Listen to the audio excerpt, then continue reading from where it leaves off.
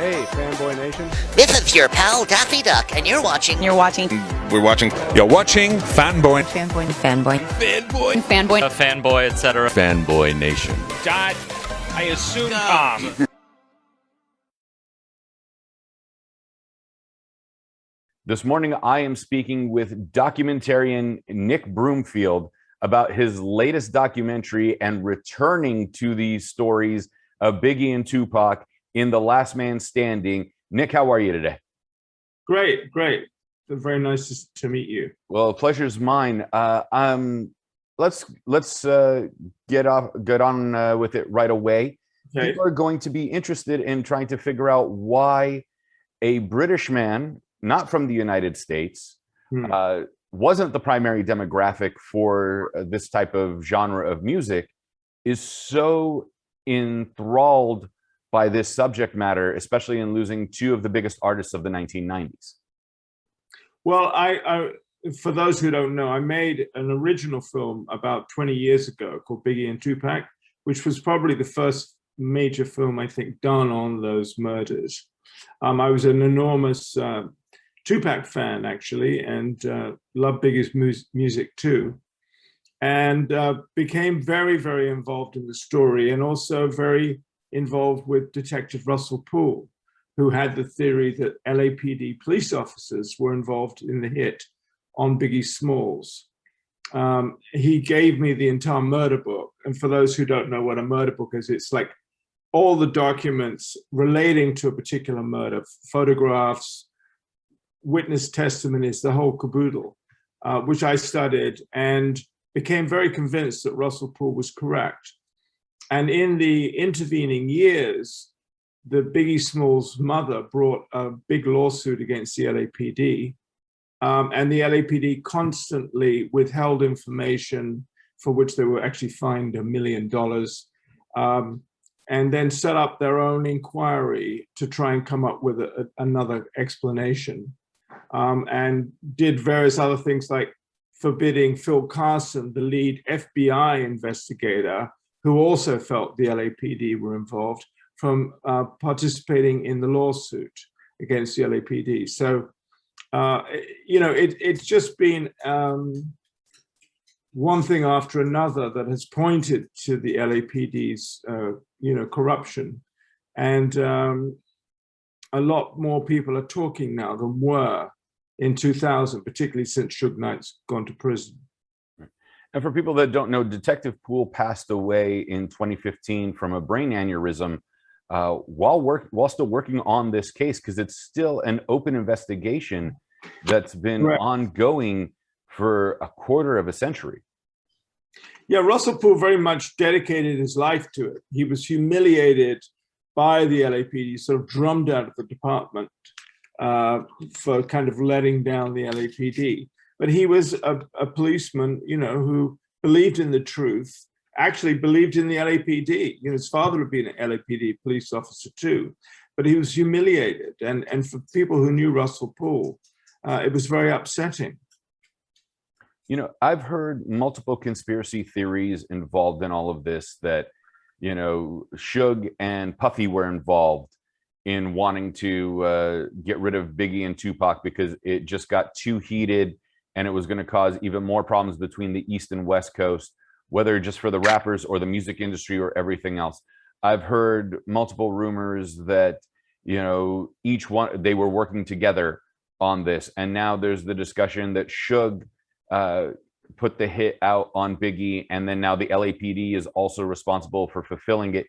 And, I'll use the phrase conspiracy theory because we can't 100% confirm or deny, even though you have substantial evidence that you're willing to share in your documentary.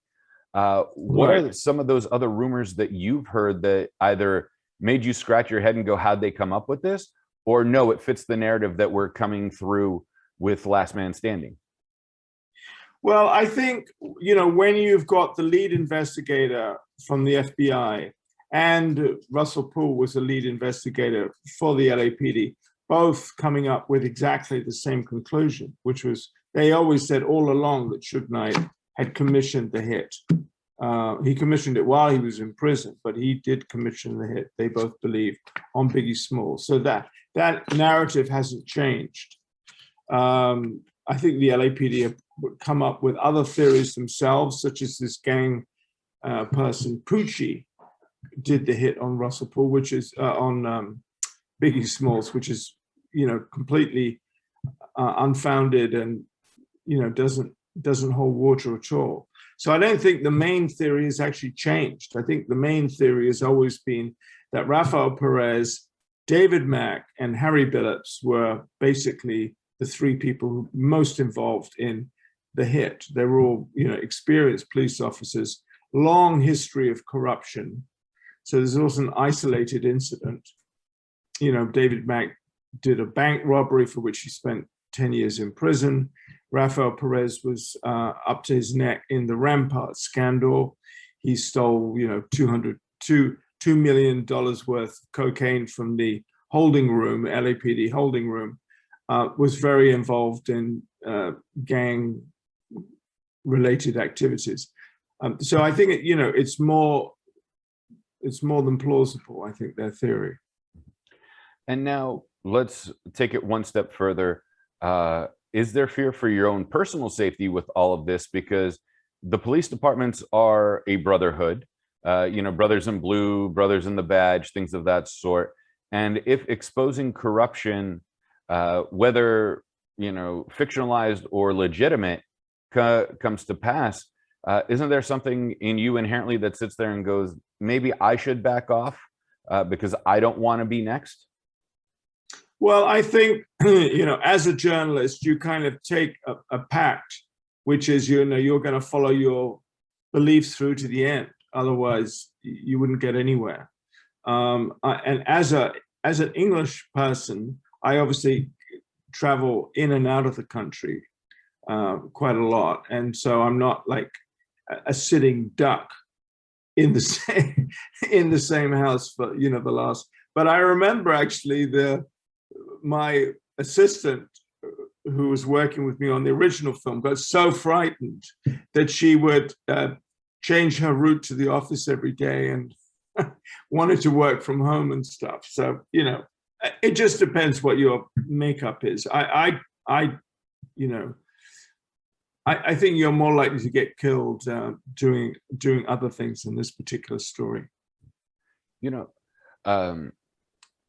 We lost Tupac in Vegas. Biggie, we lost in LA. Neither crime has been solved, whether in Las Vegas, Nevada, or Los Angeles, California. And these, again, are still open cases and ongoing investigations. Does making multiple documentaries about this, not just for you, but for everyone else that's decided to make documentaries or biopics or anything else that comes along with it, does that tarnish the case in any way? Because now we can't have an unbiased jury that's been influenced by all these other forms of media telling these stories. Well, I very much hope it gets to the point where a jury is actually trying to make a decision. And so far, that simply hasn't happened, mainly because of the efforts of the LAPD to make sure that that did not happen. I mean, they, as I mentioned, didn't allow Phil Carson to testify. Then they withheld evidence, and they've just obfuscated and made things as difficult as possible, which is, I think, largely why Valletta Wallace dropped the case. So I think this documentary, and I think films like City of Lies and Phil Carson's other work, is an encouragement to maybe get the estate to bring the lawsuit back and actually try and get some closure on this thing. And with everything that you've seen yourself, that you've had in hand, documents and whatnot, you clearly can't just hand it over to the family and go, hey, look at this, because it could compromise the case. But have you taken it to other outside, say the FBI themselves or other federal bodies that can reopen this case or at least push it forward? Well, I mean, Phil Carson and the FBI became involved after seeing my original film, Biggie and Tupac. They watched the film and then they decided to set up their own investigation. So, making these films can at least have that kind of positive effect. And obviously I shared all the evidence that I had, and I introduced Russell Poole to Valletta Wallace which culminated in the lawsuit. So in many ways, for me, it's finishing off a piece of work that I did start 20 years ago, but which is still, as you say, unresolved, but which I believe could be resolved and should be resolved.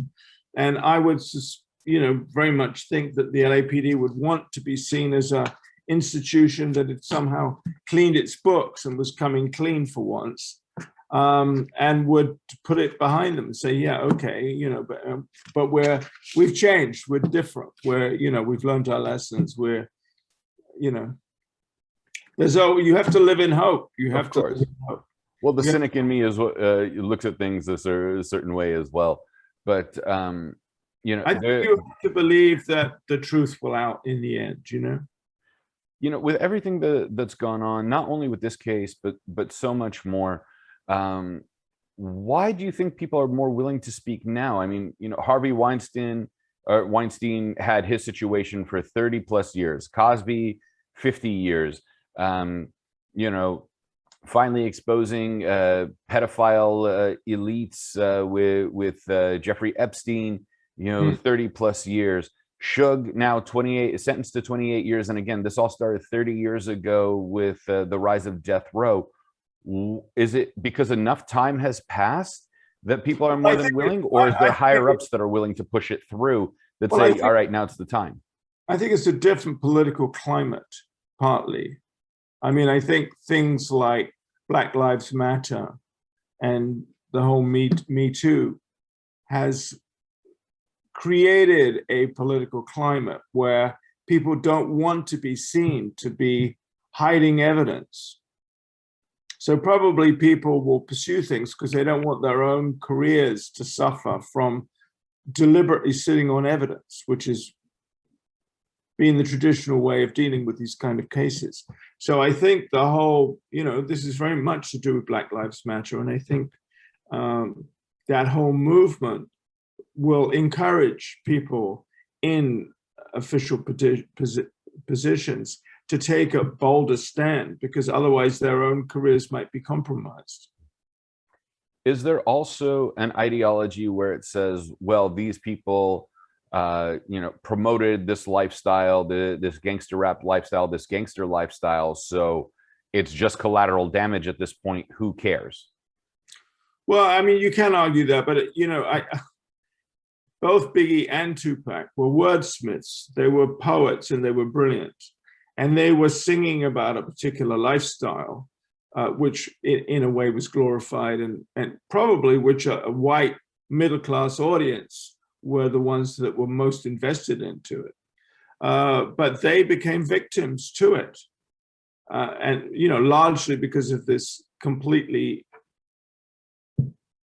irrelevant and needless gang war that Suge Knight had created between the East Coast and the West Coast, and embroiled Tupac in it. I don't think, Tupac was obviously a very complex individual, and he got sort of sucked into this world. It was almost like he was in a movie, and both he and Biggie became victims of it. I don't think neither of them were gangbangers or came from that environment at all. Biggie went to a private school, and his mother was a school teacher, an incredibly, upstanding citizen, really. And, Tupac was unbelievably educated, and, he was a scholarship guy at the Baltimore School of the Arts. These were not gangbangers, so they became, victims of something other than their own doing. And see, for people that don't understand, this is the way journalism is supposed to work. I'm supposed to ask you questions without being, my side, my agenda pushing it, because we want people to understand all perspectives of this. And I'm sorry, I have to give a journalism 101 course with that before people start typing in the comment section and listen to this ignoramus ask these questions that he already knows the answers to. It's for the people that don't know the answers.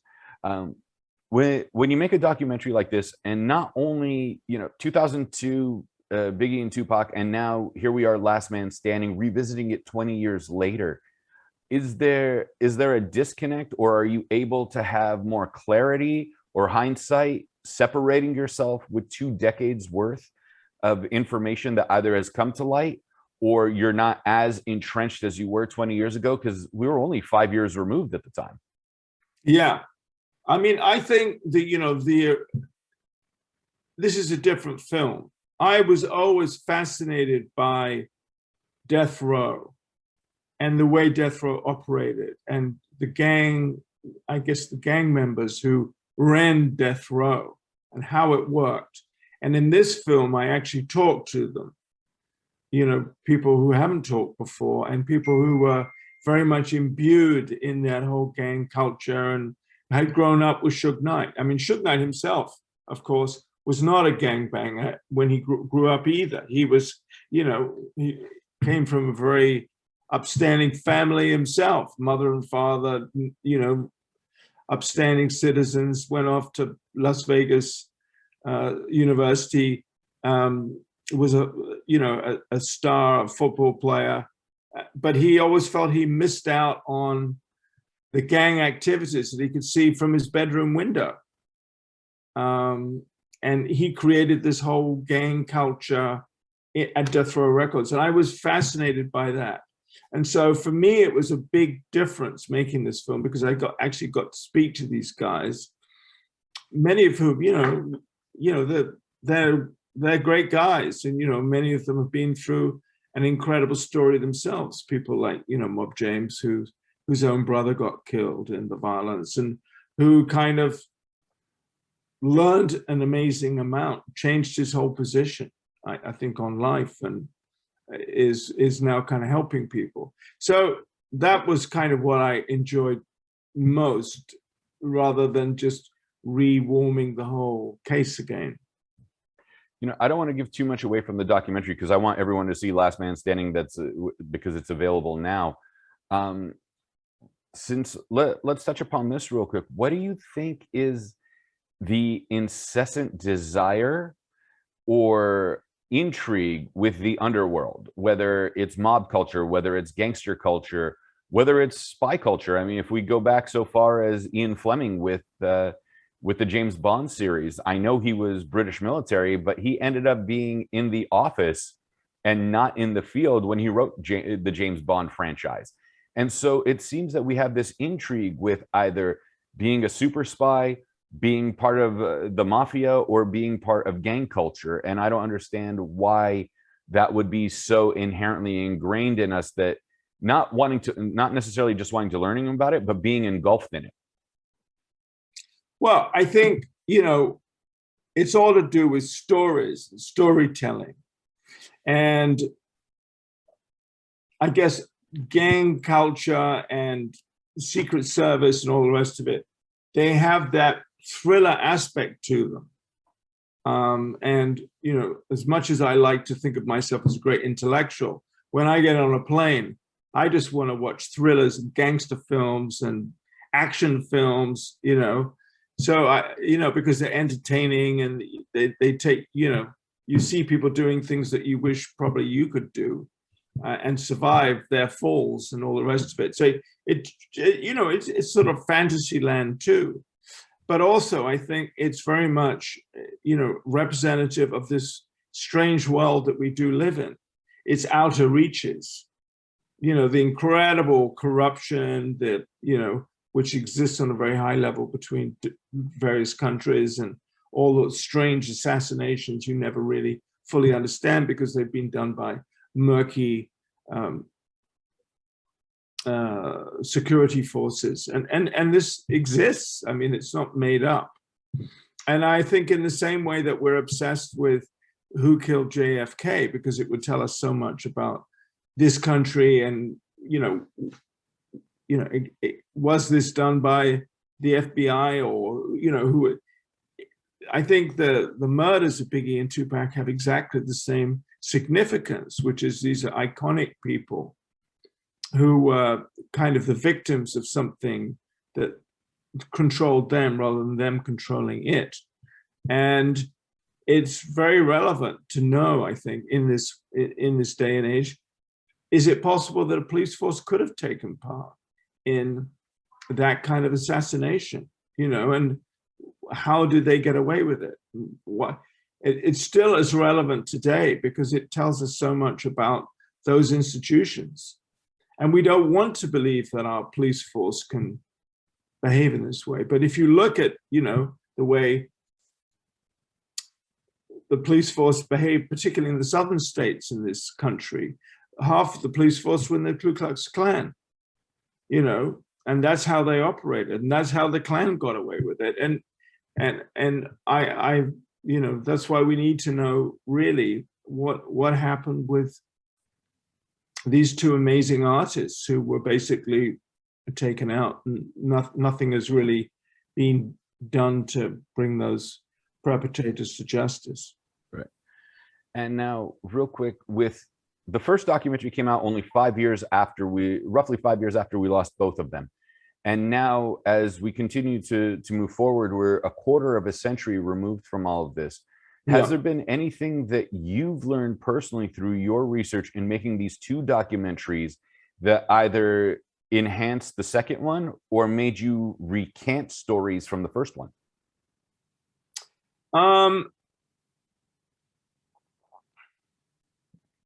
I think, we're obviously talking about a lot of detail, and at a certain level, it's knowing the details of a particular murder. Certainly more witnesses came forward, witnesses who, like Layla Steinberg, who talks in my film, the recent film, who identified David Mack and Rafael Perez as being present the night Biggie was killed at the Peterson Motor Museum.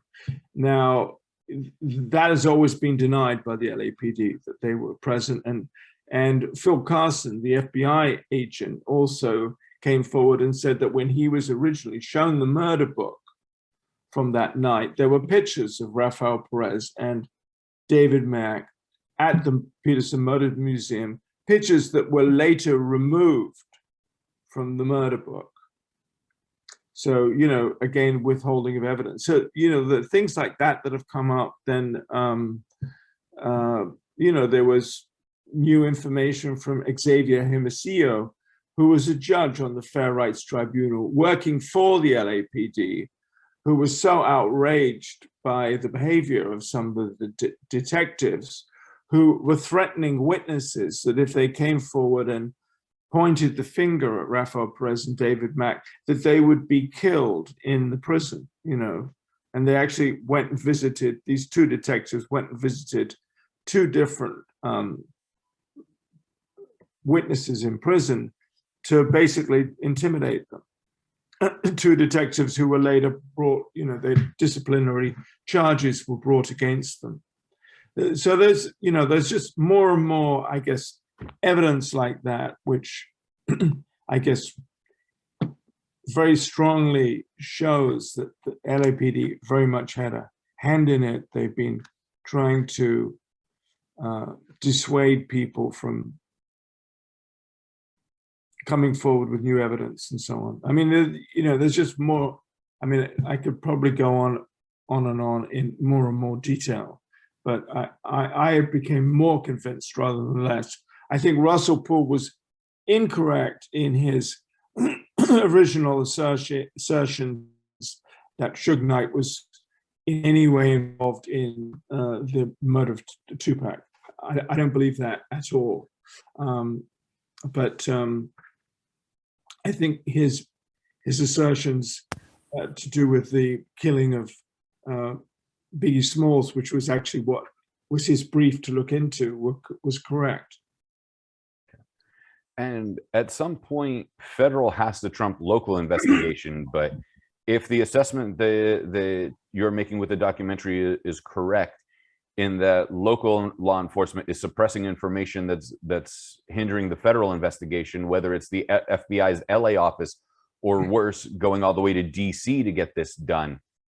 How do we get federal to trump local? And then I want to ask you one more thing after this question before I let you go. Okay, well, I think in a way, people like Phil Carson, myself, the guys who made City of Lies, are all very much on the same side, trying to move the case forward, trying to encourage Valletta Wallace, Biggie's mom, to renew the lawsuit with, Perry Saunders was the lawyer, and to bring, pressure sufficient that the FBI report will finally be made public, which hasn't happened yet. We spoke to Phil Carson's boss, Steve Gomez, who also was very much of the opinion that the LAPD were involved. So there's, these are people who have no vested interest in blaming the LAPD if they didn't believe it. If they didn't have their own evidence that they had acquired independently of Russell Poole's original investigation. So, and I think more than anything else, it's about not allowing a very corrupt police force who already did, the whole Rampart scandal, to get away with something else. I think police forces need to be made accountable to the people, and not to be this sort of elitist gang of their own that can get away with doing whatever they want to, including murder of, two national icons who should be revered, and it's out of respect for them that this would be resolved. And one thing in particular, how do we, not only as journalists, but people that are interested in doing their amateur investigation, avoid not just from focusing on the evidence that's been presented and what you've discovered and what was in the book itself, to avoid becoming conspiracy theorists where now everybody was in on it? What's it called? Suge and Puffy had a connection that wanted to do this in order to increase record sales is one theory. The notion that Suge is the one that killed Eazy-E and injected him with HIV because that's how quickly it transmitted to him, because he had made jokes about it, and all these different conspiracies that come together into this that could take away and distract from the case at hand.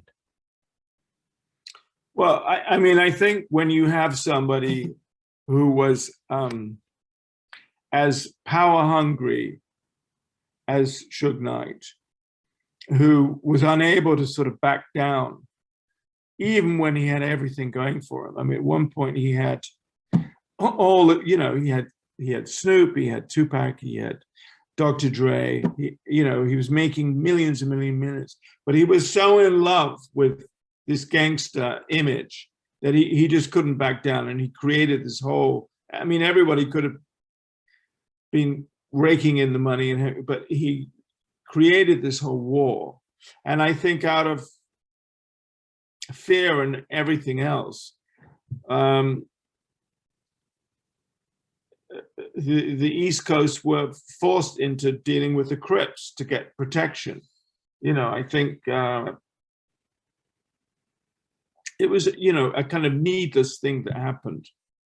And I guess it did come out of some of the songs and the world that they were singing about, but it wasn't an inherent thing. And I think the Suge Knight story is a story of sort of hubris and a kind of enjoyment of being able to push people around. There've been lots of people like that in history.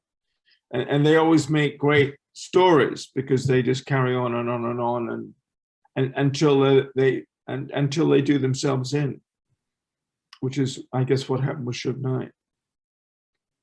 Nick Broomfield, thank you so much for your time. Last Man Standing is available now. You can go to Last Man Standing, and just let me get the website correctly so I don't lastmanstanding.film, and purchase your tickets that way. So a bigger cut gets to go to the filmmakers and the documentarians, because documentaries don't get the recognition that they deserve at the box office. Thank you so much for your time. Well, and where can we find you? Oh, absolutely. And where can we find you on social media if we want to connect with you guys? I guess on my, there's the Nick Broomfield website, and or nick@nickbroomfield.com. Perfect. Nick Broomfield, thank you so much. lastmanstanding.film is where you can get more information about the documentary and purchase your tickets. It's been a pleasure talking to you. And I'm so glad that we finally got the schedule to work together. Yeah, likewise. Thank you.